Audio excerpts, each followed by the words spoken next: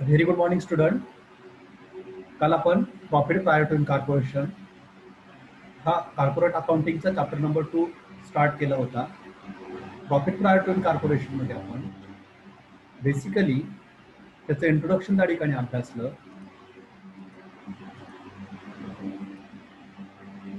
Introduction नंतर profit prior to incorporation म्हणजे काय याचा अर्थ आपण त्या ठिकाणी समजावून घेतला. ओके, इंट्रोडक्शन आपण अभ्यासलं. त्यानंतर त्याचं एक्झाम्पलद्वारे आपण त्याचा अर्थ त्या ठिकाणी बघितला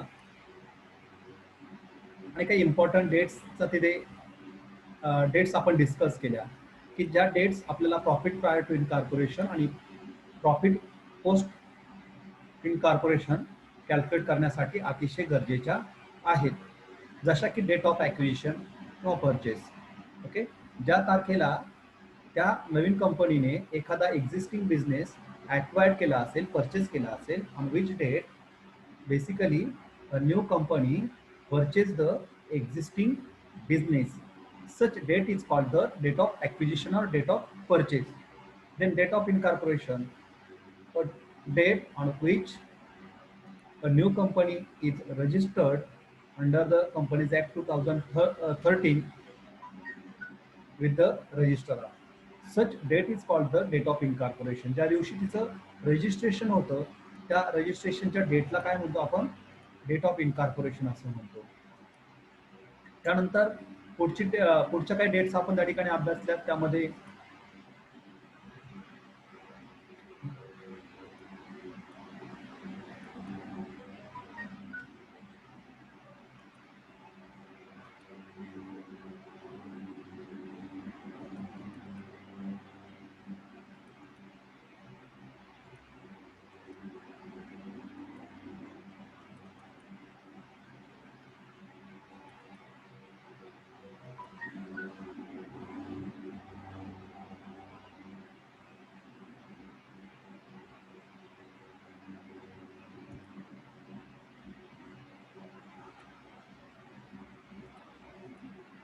ओके, त्यामध्ये डेट ऑफ ॲक्विजिशन किंवा डेट ऑफ परचेस, त्यानंतर डेट ऑफ इनकॉर्पोरेशन, त्यानंतर date of commencement certificate receive. आता डेट ऑफ इनकॉर्पोरेशन म्हणजे ज्या डेट पासून त्यांचं रजिस्ट्रेशन झालं त्याला आपण डेट ऑफ इनकॉर्पोरेशन म्हटलं, आणि ज्या दिवशी बिझनेस स्टार्ट करण्याचं सर्टिफिकेट त्या कंपनीच्या हातामध्ये पडलं त्याला आपण म्हणतो date of commencement certificate receive. Okay, त्यानंतर date of payment of purchase consideration. जो बिझनेस परचेस केला डेट ऑफ ॲक्विजिशनला त्या बिझनेसची एक्झॅक्ट अमाऊंट ज्या तारखेला पेड केली असेल म्हणजे परचेस कन्सिडरेशन खरेदी मूल्य, त्या डेटला date of payment of purchase consideration. कारण त्या डेटला परचेस झाला त्याच दिवशी त्यांना पेमेंट दिलं जाईल असं नाहीये, भविष्यात ते पेमेंट केलं जाईल.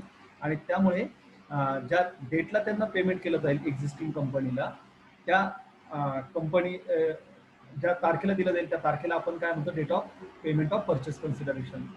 त्यानंतर date of financial year ending किंवा क्लोजिंग डेट. तर ती क्लोजिंग डेट म्हणजे त्या ज्या वर्षी त्यांनी इनकॉर्पोरेशन केलं त्या वर्षी त्यांचा अकाउंट कोणत्या तारखेला क्लोज होता त्या इयरचं इयर एंडिंग. तर ती डेट म्हणजे date of financial year end किंवा क्लोजिंग डेट. ओके, यावरनं आपण ते सर्व डिस्कशन केलं होतं. Date of acquisition, date of incorporation, closing date. Is it clear? मग आता प्रॉफिट प्रायर टू इनकॉर्पोरेशन आणि प्रॉफिट पोस्ट ऑफ इनकॉर्पोरेशन म्हणजे काय? तर बेसिकली एखादी कंपनी ज्यावेळेस नव्याने सुरू होते पण त्यांचं रजिस्ट्रेशन किंवा इनकॉर्पोरेशन म्हणजे ज्या तारखेला ते रजिस्ट्रेशन होतं त्या तारखेला आपण इनकॉर्पोरेशन डेट असं म्हणतो. आणि परंतु ती कंपनी काय करते? एखादा एक्झिस्टिंग बिझनेस परचेस करते. एक्झिस्टिंग बिझनेस परचेस करते तर ज्या तारखेला आता त्या इनकॉर्पोरेशन डेटच्या अगोदरच त्यांनी तो बिझनेस घेतलेला असतो विकत, आणि मग ज्या तारखेला तो बिझनेस जो एक्झिस्टिंग बिझनेस घेतलेला असतो, परचेस केलेला असतो, त्याला आपण काय म्हणतो? तिथे डेट ऑफ ॲक्विजिशन असं म्हणतो. काय म्हणतो? Date of acquisition. आता त्या दिवसापासून यांनी बिझनेस ताब्यात घेतला म्हणजे त्या दिवसापासून यांना प्रॉफिट मिळायला सुरुवात झाली. पण अजूनही जोपर्यंत यांचं इनकॉर्पोरेशन होत नाही, यांचं रजिस्ट्रेशन होत नाही, तोपर्यंत यांना व्यवसाय सुरू करता येत नाही लिगली. आणि म्हणून परंतु तो बिझनेस तर ताब्यात आलेला असतो, बिझनेस ऍक्टिव्हिटी सुरू झालेल्या चालूच असतात कारण तो एक्झिस्टिंग बिझनेस त्या ठिकाणी असतो. त्या काळामध्ये ट्रान्झॅक्शन होतात, व्यवहार झालेले असतात, परचेस होतं, सेल्स होतं, सेल झालं म्हणजे तिथे काही एक्सपेन्सेस होणार, इन्कम होणार, म्हणजे प्रॉफिट होणार किंवा लॉस होणार, व्हॉट एव्हर त्या ठिकाणी मिळणार. आणि मग डेट ऑफ इनकॉर्पोरेशनच्या दिवसापासून त्यांना तो बिझनेस स्टार्ट करायला परमिशन मिळते.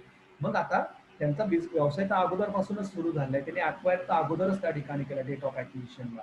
आणि मग आता डेट ऑफ ऍक्विजिशन पासून तर डेट ऑफ इनकॉर्पोरेशन पर्यंत जो काही मधला पिरियड असतो त्याला प्री इनकॉर्पोरेशन पिरियड आपण असं म्हणतो. आणि त्या कालावधीमधला जो प्रॉफिट असेल म्हणजे date of acquisition to date of incorporation. Such period between these these two dates is called the pre-incorporation period. Okay, period between date of acquisition and date of incorporation is called the pre-incorporation period, and the period between date of incorporation to the closing date of year is called the post incorporation period. Okay, so the profit between this period, that is date of acquisition to the date of incorporation, is called the pre-incorporation profit. Okay, किंवा profit prior to incorporation, त्याला आपण काय म्हणतो, profit prior to incorporation असं म्हणतो. आणि date of incorporation to closing date of year, ह्या पिरियडच्या ह्या पिरियड मधील प्रॉफिटला आपण काय म्हणतो, प्रॉफिट.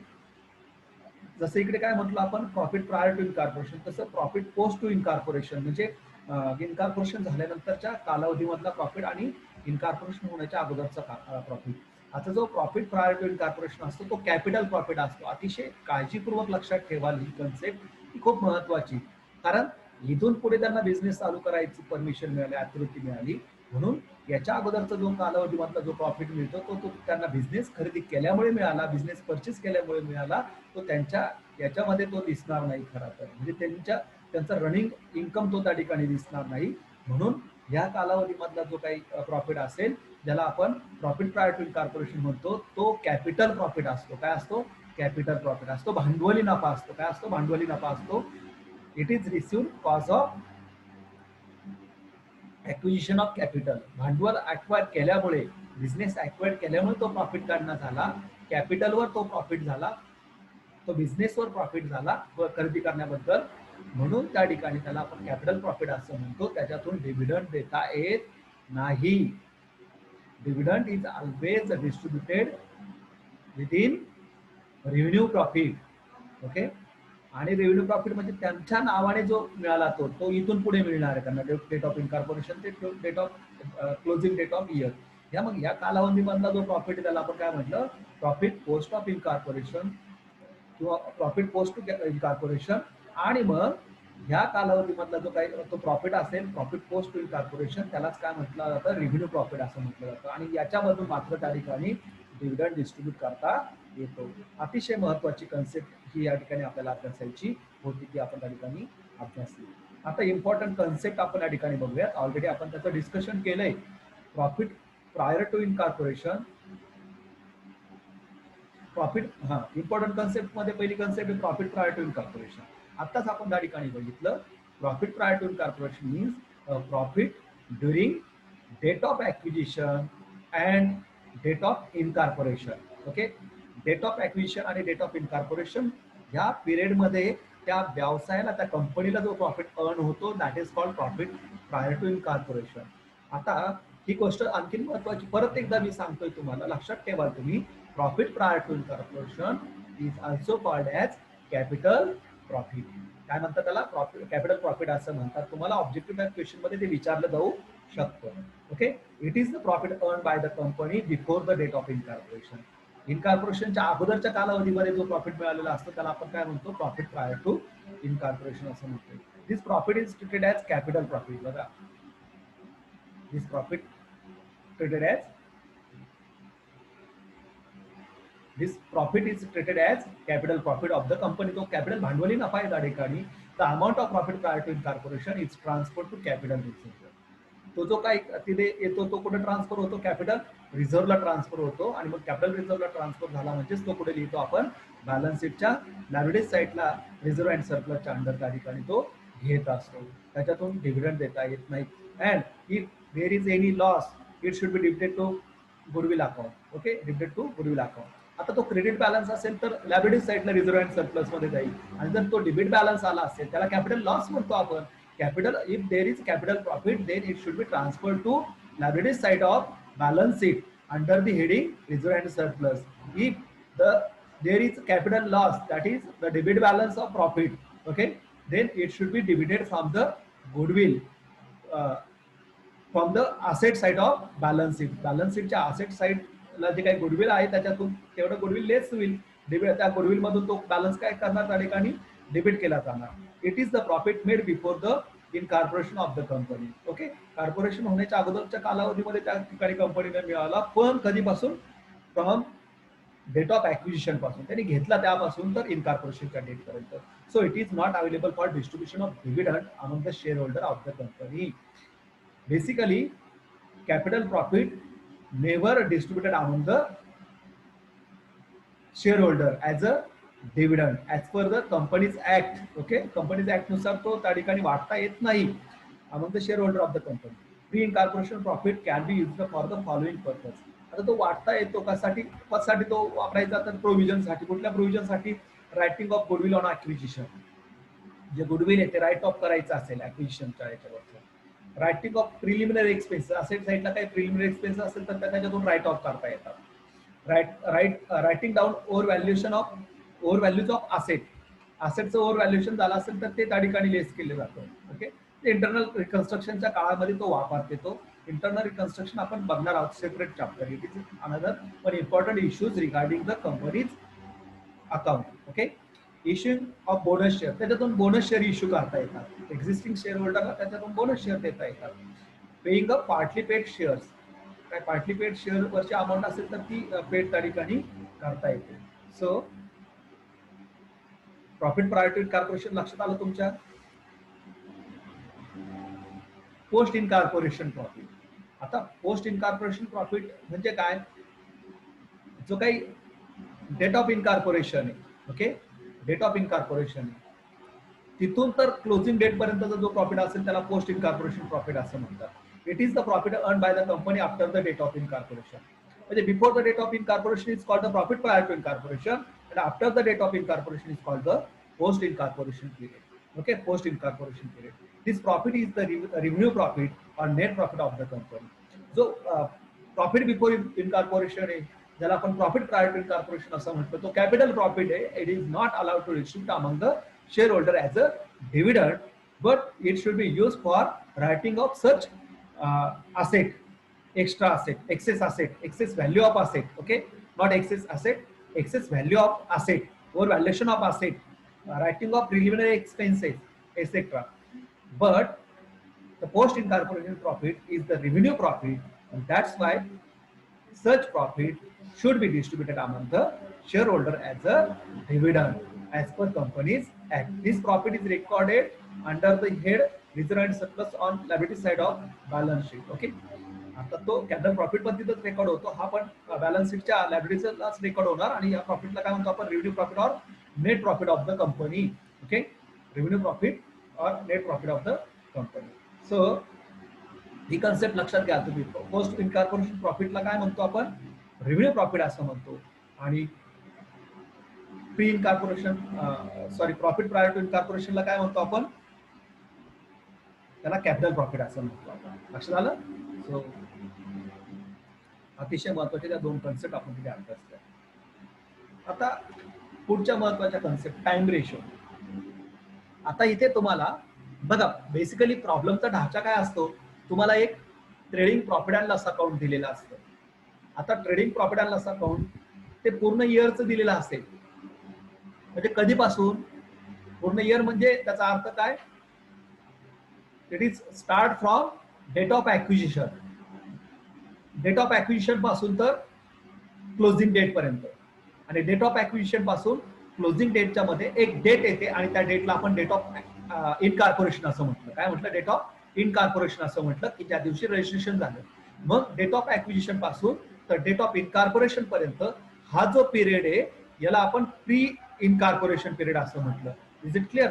आणि डेट ऑफ इनकॉर्पोरेशन पासून तर क्लोजिंग डेट पर्यंत याला आपण काय म्हटलं, पोस्ट इनकॉर्पोरेशन पिरियड असं म्हटलं.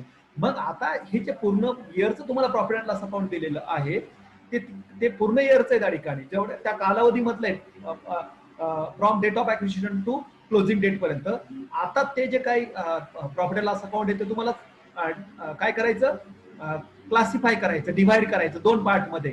म्हणजे डेट ऑफ ऍक्विजिशन पासून डेट ऑफ इनकॉर्पोरेशन पर्यंत, प्री इनकॉर्पोरेशन पिरियड पर्यंत, प्री इनकॉर्पोरेशन पिरियड पर्यंत, प्री इनकॉर्पोरेशन पिरियडचं वेगळं आणि पोस्ट इनकॉर्पोरेशन पिरियडचं वेगळं. म्हणजे पोस्ट इनकॉर्पोरेशन पिरियड म्हणजे date of incorporation to the date of closing date. Okay, closing date of year, closing date of year पर्यंतचं.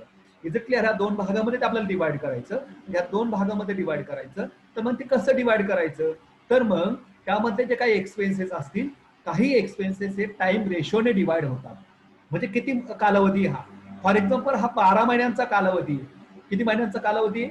12 मंथचा. बघा इथे आपण एक एक्झाम्पल घेतलं होतं. इथं आपण एक एक्झाम्पल घेतलं होतं. त्या एक्झाम्पलच्या साहाय्याने मी तुम्हाला टाइम रेशो एक्सप्लेन करतो. डेट ऑफ ऍक्विजिशन 1 जानेवारी 2019 आहे आणि डेट ऑफ इनकॉर्पोरेशन 1 एप्रिल 2019 आहे आणि क्लोजिंग डेट 31 डिसेंबर 2019 आहे. The total period from date of acquisition to closing date is 12 month. Okay, किती महिन्यांचा बघा? 1 जानेवारी 2019 ते 31 डिसेंबर 2019, 12 महिन्यांचा कालावधी आहे. आणि हा 12 महिन्यांचा कालावधी दोन भागामध्ये डिवाइड झाला. कोणत्या डेटने? Date of इनकॉर्पोरेशनने. ती डेट काय आहे? 1 एप्रिल. मग 1 जानेवारी टू 1 एप्रिल इथे 3 मंथ झाले आणि 1 एप्रिल टू 31 डिसेंबर हे किती झाले? 9 मंथ झाले. किती झाले? 9 मंथ झाले. मग 3 मंथ आणि 9 मंथ असा रेशो कॅल्क्युलेट करणं, म्हणजे जे टोटल पिरियड आहे त्याचा रेशो कॅल्क्युलेट करणं. प्री इनकॉर्पोरेशन पिरियड किती आणि पोस्ट इनकॉर्पोरेशन पिरियड किती on the basis of time. So such ratio is called the time ratio. मग इथं काय येईल बरं रेशो? 3 मंथ आणि 9 मंथ. 3 म्हणजे त्या ठिकाणी जर आपण 3 ने डिवाइड केलं तर 1:3 असा रेशो त्या ठिकाणी. किती? 1:3 असा रेशो त्या ठिकाणी. म्हणजे हा रेशो काय झाला? टाइम रेशो झाला. काय झाला? टाइम रेशो झाला, which depends on the total period of the profit and loss account. Profit and loss account total period किती? ओके, तर त्यावर त्या ठिकाणी असेल. आता समजा डेट ऑफ ऍक्विजिशन समजा 1 एप्रिल असतं तर इकडे 2 मंथ असतं आणि इकडे 9 मंथ असतं, तर ते किती पिरियडचा कालावधी येतो त्या ठिकाणी? तर तो त्या ठिकाणी कन्सिडर केला जातो. लक्षात येते का? ओके, हा झाला टाइम रेशो.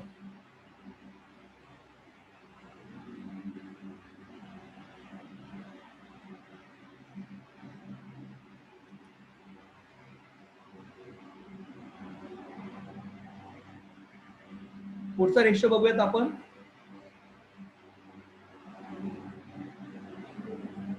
टाइम रेशो बघा. Time ratio is calculated with the help of pre incorporation period and post incorporation period. It is the ratio between pre incorporation period and post incorporation period.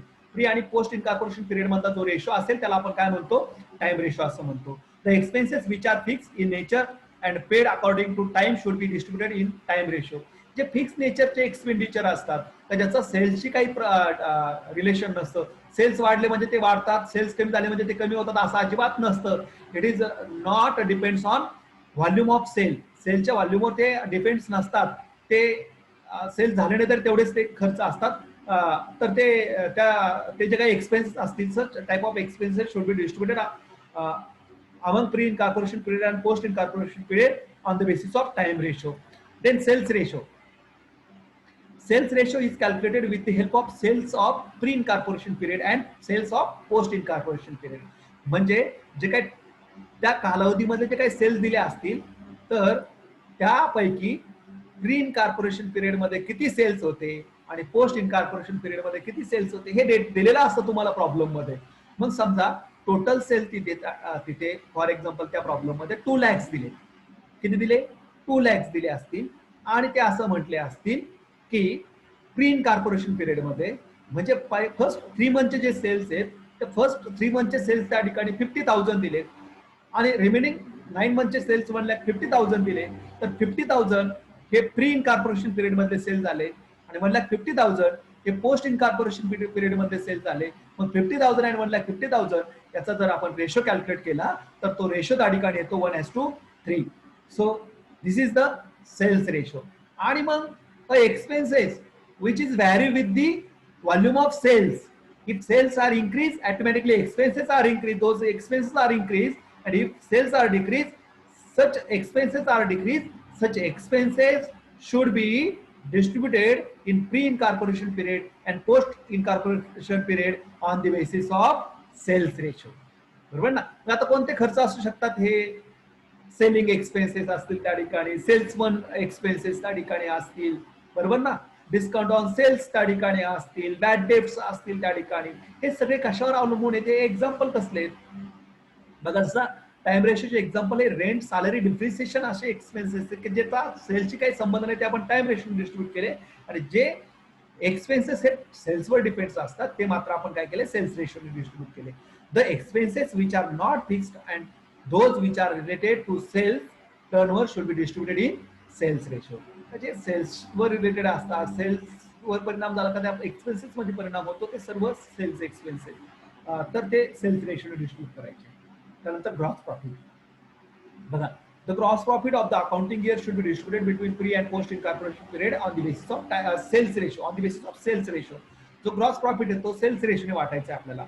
In absence of the amount of gross profit in the problem, sales of the accounting year should be considered for distribution.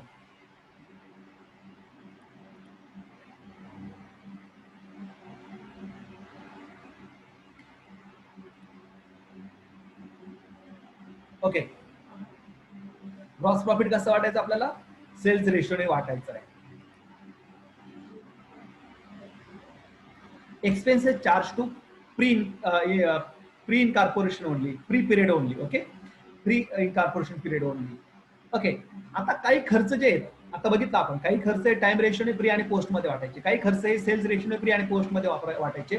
But some expenses are only related to pre incorporation period and some expenses only related to the belong to the post incorporation period. मग pre incorporation पिरियडच्याच related जर असतील तर ते post मध्ये येणार नाही, ते सर्वचे सर्व एक्सपेन्सेस कुठे ट्रान्सफर करायचे? प्री इनकॉर्पोरेशन पिरियड मध्ये ट्रान्सफर करायचे. मग बघा कुठले काय काय expenses. There are some expenses which are directly charge to pre incorporation period only because it is related to the pre incorporation period. It belong to pre incorporation period. Such expenses are paid before the date of incorporation. Date of इनकॉर्पोरेशनच्या अगोदर ते paid झालेले असतात म्हणून ते pre incorporation period मध्ये येतात. For example salary to partner, जे काय अगोदरची पार्टनरशिप फर्म आहे त्यांच्या पार्टनरला सॅलरी त्यांनी पेड केलेली होती. ओके, त्या कालावधीमध्ये त्यांनी ते व्यवसाय चालवत होते. तर मग त्या पार्टनरला जी सॅलरी दिली ती प्री इनकॉर्पोरेशन पिरियड मध्ये येते. इंटरेस्ट ऑन कॅपिटल, भांडवलावरचा जो काही व्याज असेल ते व्याज देखील काय येतं? प्री इनकॉर्पोरेशन पिरियड मध्येच येतं, ते पोस्ट इनकॉर्पोरेशन पिरियड मध्ये टाकायचं नाही. आणि रेम्युनरेशन टू पार्टनर असे काही खर्च आहेत त्याचे फक्त प्री इनकॉर्पोरेशन पिरियड मध्ये येत असतात. त्यानंतर expenses charge to post period only. काही खर्च हे फक्त पोस्ट पिरियड ओनली मध्ये डिस्ट्रीब्यूट होतात. कुठले खर्च आहेत ते? There are some expenses which are directly charge to post incorporation period only. Such expenses are paid after the date of incorporation. ते का पोस्ट इनकॉर्पोरेशन पिरियड मध्ये टाकायचे?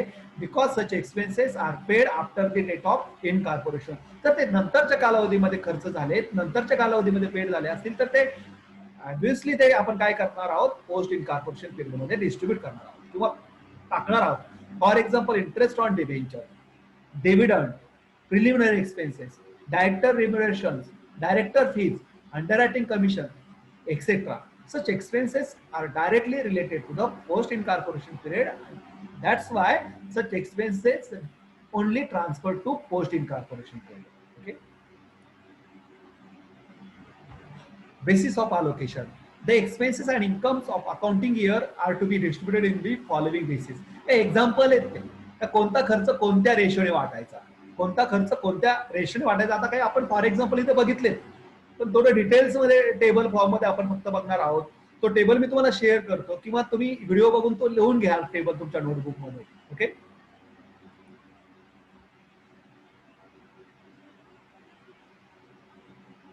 स्क्रीन विजिबल होते का तुम्हाला? सांगा बरं, ही स्क्रीन दिसते का तुम्हाला बेसिस ऑफ अलोकेशनची?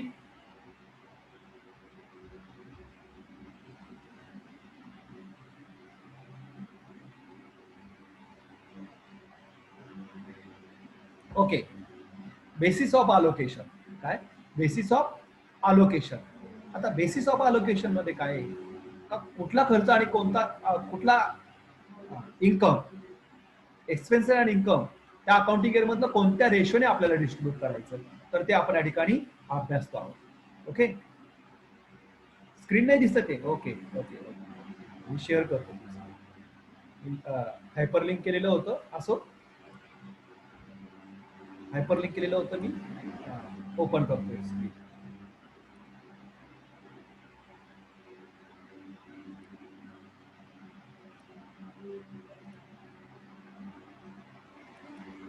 ओके आता दिसेल बघा दिसते ना आता.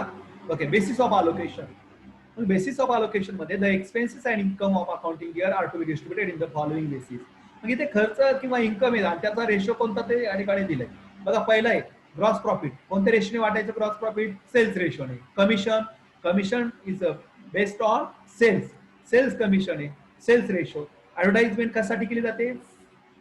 सेल्स साठी केली जाते सेल्स रेशो. ट्रॅव्हलिंग एक्सपेन्सेस प्रवास खर्च टाइम रेशोने. आता हा ट्रॅव्हलिंग एक्सपेन्सेस बघा ट्रॅव्हलिंग निवड ट्रॅव्हलिंग एक्सपेन्सेस असेल तर टाइम रेशो आणि ट्रॅव्हलिंग कशासाठी झाला सेल्समनचा ट्रॅव्हलिंग झालं तर sales ratio. Depreciation time ratio. Bad debts sales ratio. Salaries time ratio. Miscellaneous expenses time ratio.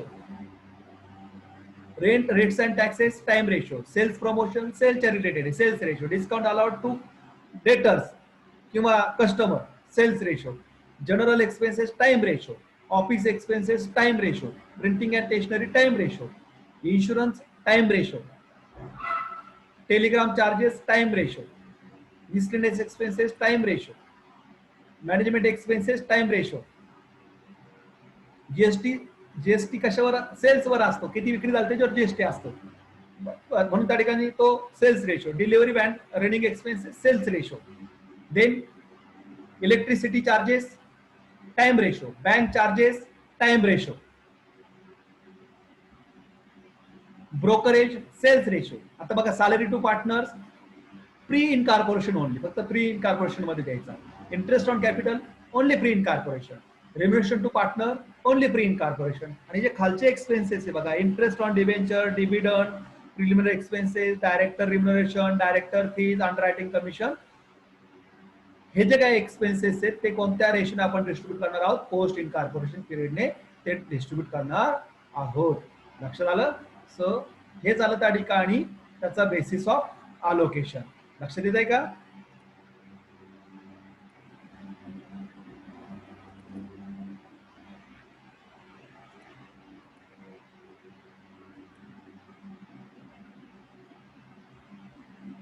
Okay मग आपण काय बघितलं basis of allocation. The expenses and incomes of accounting year are to be distributed in the following basis. आता पुढचा जो part आहे format of profit prior to corporation. मग आता प्रॉब्लेम कसा सोडवायचा त्याचा फॉर्मॅट कसा असणार आहे. इथे मी तुम्हाला रेडीमेड फॉर्मॅट आजच्या लेक्चर मध्ये दाखवतोय तो एक्सप्लेन करतोय. नेक्स्ट लेक्चर मध्ये मात्र तो आपण डायरेक्ट काय करणार आहोत बनवणार आहोत. ओके पण तो काय त्याची आयडिया येण्यासाठी आज मी तुम्हाला रेडीमेड फॉर्मॅट तुमच्या पुढे शो करतोय आणि तो एक्सप्लेन करतोय.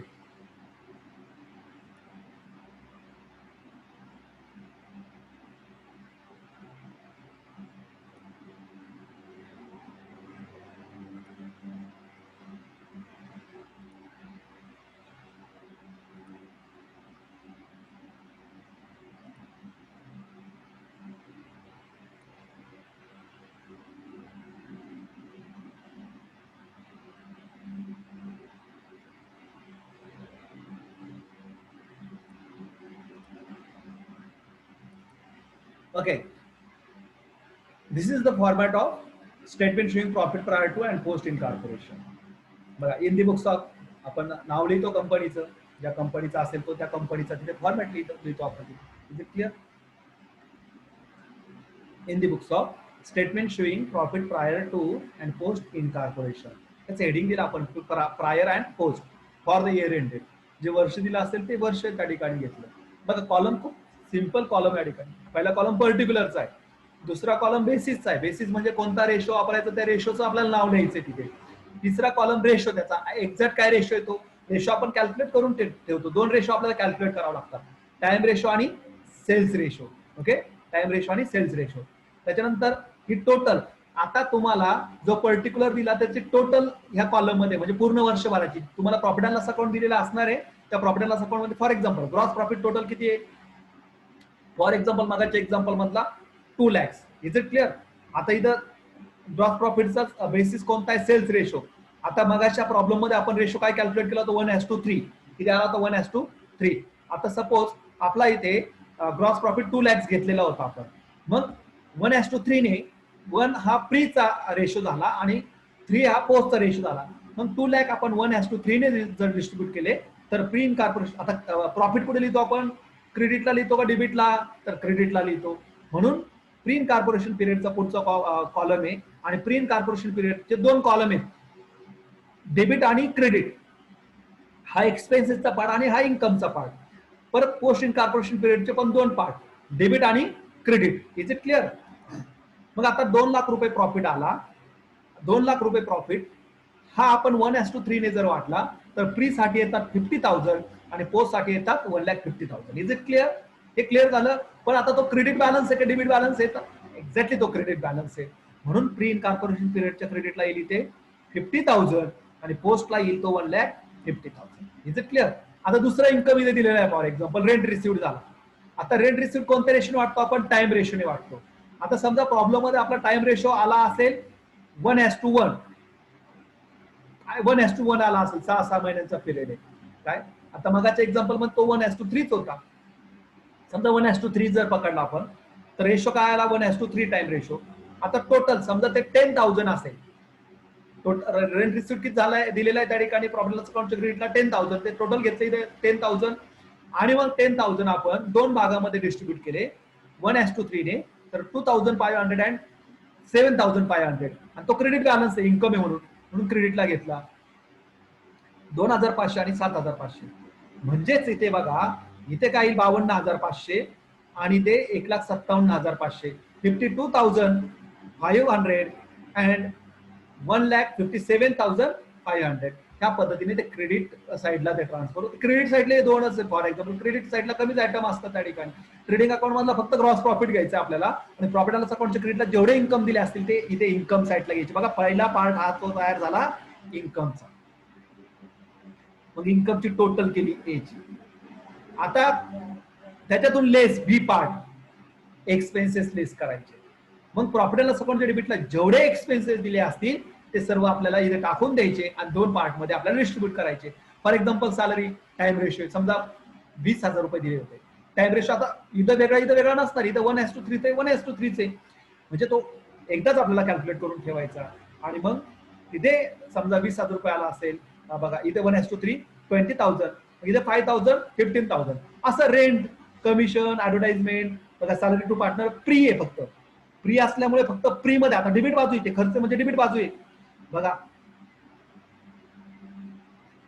बघा इथे एक मिस्टेक झाली. इथं प्री मध्येच घ्यायची होती, इकडे पण झालेलं आहे बघा. प्री इथे कॅन्सल होईल. इथं काही येणार नाही, पोस्ट मध्ये काही येणार नाही. Salary to partner.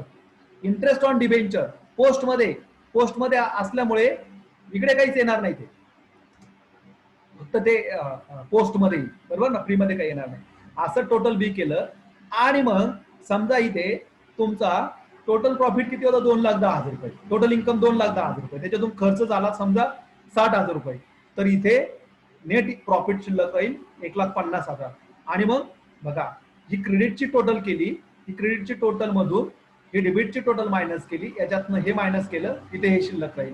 आणि याच्या क्रेडिट मधून हे डेबिट मायनस केलं, इथे हे शिल्लक राहील. मग समजा इथे 1,50,000 शिल्लक राहिले असतील तर ते बरोबर त्या रेशोने शिल्लक राहतील. 2 पार्ट मध्ये बरोबर ते डिस्ट्रीब्यूट होतील त्या ठिकाणी. लक्षात आलं.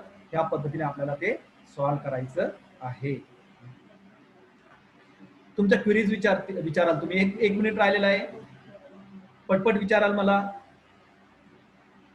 मी शेअर ठेवतोय स्क्रीन, त्याच्यामध्येच तुम्ही विचारा. हा फक्त तुम्हाला मी काय करतोय, अनम्यूट करतोय.